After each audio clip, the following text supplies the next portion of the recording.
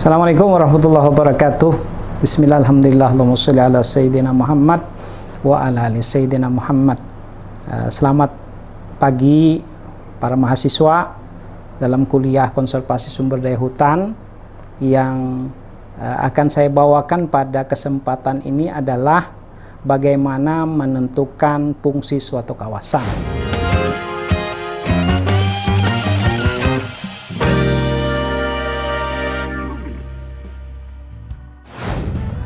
Suatu kawasan itu secara global itu terbagi, kalau kita menganut perspektif tata ruang, terbagi menjadi zona budidaya dan zona lindung. Nah, untuk menentukan fungsi kawasan tersebut, apakah dia zona lindung ataupun zona budidaya, itu ada alat yang bisa kita gunakan untuk penetapan kawasan.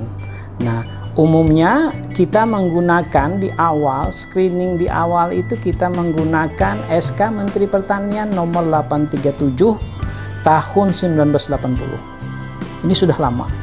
Tetapi SK ini masih sampai sekarang kita anggap masih bisa kita pakai untuk penentuan kawasan.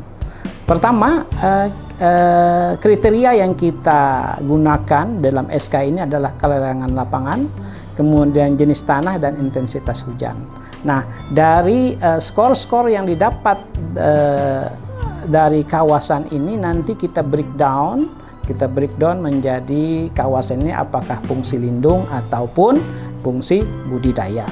Nah, selanjutnya lalu kita tambahkan kriteria-kriteria lain yang menunjukkan atau mengindikasikan kawasan lindung ini cocok untuk perlindungan mata air, perlindungan satwa atau sebagainya.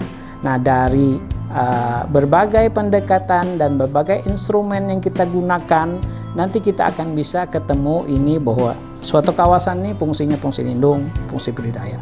Fungsi lindung kita breakdown lagi menjadi umpamanya menjadi kawasan Suaka Marga Satwa, menjadi kawasan cagar alam dan sebagainya. Itu perlu berbagai instrumen untuk bisa kita mendapatkan keputusan-keputusan tentang fungsi kawasan.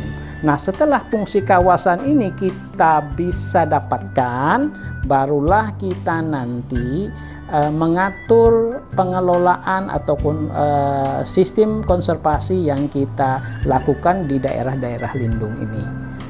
Saya mungkin itu yang sebenarnya inti dari mata kuliah ini. Suatu kawasan itu kan kita tidak tahu ini. Kita tidak tahu apakah kawasan ini fungsi lindung, fungsi budidaya, ataupun fungsi lainnya. Nah, untuk mendapatkan atau menentukan fungsi suatu kawasan, apakah fungsi lindung dan fungsi budidaya, ada pendekatan atau instrumennya.